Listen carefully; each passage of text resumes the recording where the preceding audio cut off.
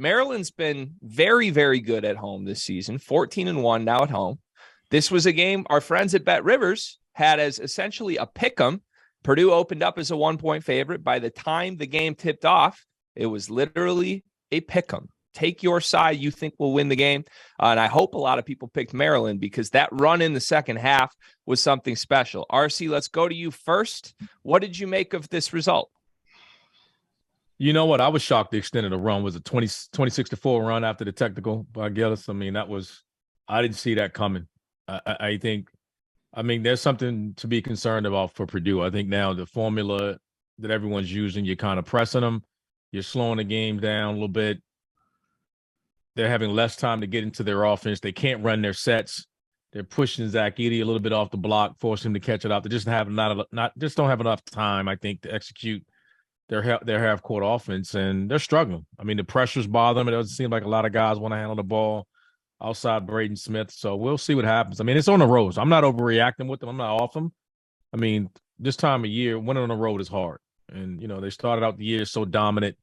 They've lost 3 out of their 4, 3 on the road. They just need to get home. I think they'll be fine. Yeah, I mean, Maryland is kind of looking like the upperclassmen team that we thought they would be earlier when they kind of faltered. Being as I've played in Maryland, it's a tough spot to play in, just in general. The crowd, I mean, it was rocking. I couldn't, I mean, at one point they went on that run. I'm pretty sure they couldn't hear it with their own thoughts. So, that was tough for them. But also with the offense, are they relying on Edey too much? I think so, man. I mean, when things get down, they try to throw it to him, and like you say, they're speeding him up. And I mentioned this earlier in the season.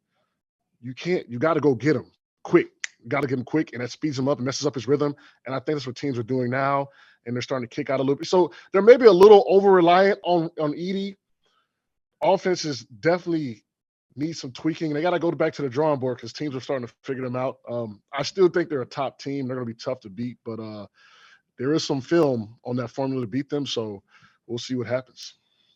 Yeah, I tweeted out as the meltdown was occurring. It was a 29-4 run, actually. It was the highest that it got after the Gillis technical foul. And I tweeted out one pattern I feel like I see in these Purdue losses lately has been that it sort of feels like everyone just kind of waits for Zach Edey to stabilize them. And if he has 1 to 2 misses there, like he is so unstoppable, he can get that shot. He gets the positioning. But if one of those shots just rims out in the middle of that avalanche, there's a lot of dudes who look pretty tight for Purdue in those moments. And it's interesting because those freshmen don't play like freshmen. That's part of why they've gotten so good to where they're at. They were the number 1 team in the country for the longest duration of this season because those guys were playing so much beyond their years. But when I watch them in those moments, like when a team's on, an 8-0 run or cutting into a lead that Purdue had early, like in the Northwestern game, it's like they know that they need to be the guys to step up and make a play. But it's one thing to like know that, and it's one thing to have done it at the high major level in the middle of a Big Ten race. And I don't know if that's just something like they got to earn their stripes over time and it'll come. But it seems like it's been one or the other. Like either Braden Smith shows up a little bit or Fletcher Lawyer shows up.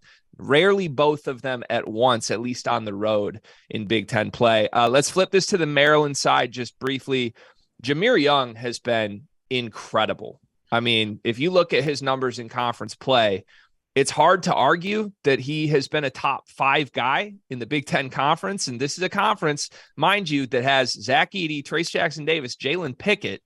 He's right in there as far as his numbers and his efficiency goes in the last few weeks. John, what do you make of Jahmir Young's play and how it's elevated as he's gotten in the conference play? I mean, they go as he goes. I mean, he's a hooper, and that's just kind of how you can describe it. He's a hooper. And, the guys around him stepped up today too. I mean, they got to a point in the game where, like, they probably could have shot the ball with their eyes closed. I mean, that's how confident they were putting the ball up, and that's how confident he was playing. And, I think another thing too, that run started, man, the run started when they started getting downhill and putting that pressure on Edey, and the big started laying him up, and then that just kind of opened up everything. But Young, he did his thing tonight. 7-7 free throw line, 6-14, 20 points, 20 rebounds, 20 points, 5 rebounds, 4 assists, 2 steals. That's how you beat Purdue right there. I mean, it's a big win for them, man. They've been playing well at home. I mean, they've won 6 of their last 7 in general. The crazy thing is they got a chance at catching Northwestern. I mean, that's going to be the game. They got Northwestern coming home after they go to Nebraska. They have a favorable schedule. Mm-hmm. I mean, if you look at their schedule to go down, you can look up here and be surprised all of a sudden. Like, don't be surprised that this team, the way they're playing, they possibly could run the table. I mean, their most difficult game is going to be at home against Northwestern. They're at Nebraska. They're home against Northwestern. I'm sorry, they got Minnesota before that. And then they're at Ohio State and at Penn State. I think they got a legitimate chance. Yeah, when you run through those names. Yeah, I mean, when you look at that, like, and having the toughest opponent at home, the schedule favors them not to catch, they're not catching Purdue. I'm not saying that. But the schedule favors them to continue to get into the tournament and possibly catch Northwestern for second place. Yeah, 100%. Speaking of Maryland and speaking of Jahmir Young, RC and I got to sit down with the player of the night himself shortly after Maryland's big win against Purdue. We're going to show you that interview right now. Here, Maryland guard Jahmir Young, player of the game in Maryland's big win against Purdue, formerly the #1 team in the country, now the #3 team in the country. I don't think that's taken any luster off of this victory for you guys, though. Jahmir, first of all, congratulations. I got to ask you, man, they stormed the court. It looked like your coach was kind of trying to buy Purdue some time to get off the court. It was one of the classier court stormings I've ever seen, but we still end with a Maryland fan on top of the rim on the basket. So was it fun to have your students on the court with you? What was the atmosphere like tonight? Yeah, for sure. As soon as the time went off, they stormed it. I've never experienced that in my college career. So for that to happen, especially back at home at Maryland, is a dream come true. And the fans show so much support. They love us, and we can appreciate them more. So it was just a great feeling. Jahmir, I know your story. Obviously, coming up for takeover, you were on that team that won the EYBL as a backup guard. You go to Charlotte, always that underdog overshadowed. Was going to Maryland always something that you dreamed of, and just the opportunity provided itself, and you just took advantage of it, or how did that process work? Yeah, for sure. Growing up, I always dreamed of playing at Maryland, especially the legacy, the history. A lot of great guards came through here, so just being able to be next and just being a part of that, something I always dreamed of. I've always dreamed about growing in Maryland, so being able to have the opportunity now, I'm just thankful for that. So in this transfer portal era, especially in the Big Ten, I'm a Big Ten fan, by the way, Jahmir. So I'm pretty well familiar with your game, with the teams in this league. I feel like I've seen a lot of guys that have transferred up to the Big Ten that have maybe it's taken them a little bit to get things going. But then even in conference play, sometimes that first conference run in a league like the Big Ten, sometimes guys just hit a wall that haven't experienced it before.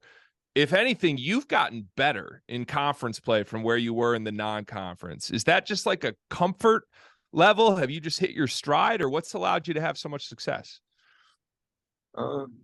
Coach's confidence in me, his confidence in the team is through the roof. So that definitely helps a lot. Just having the ball in my hands, just trying to figure out when to make the right plays and, just playing for a while, just finding my groove, really.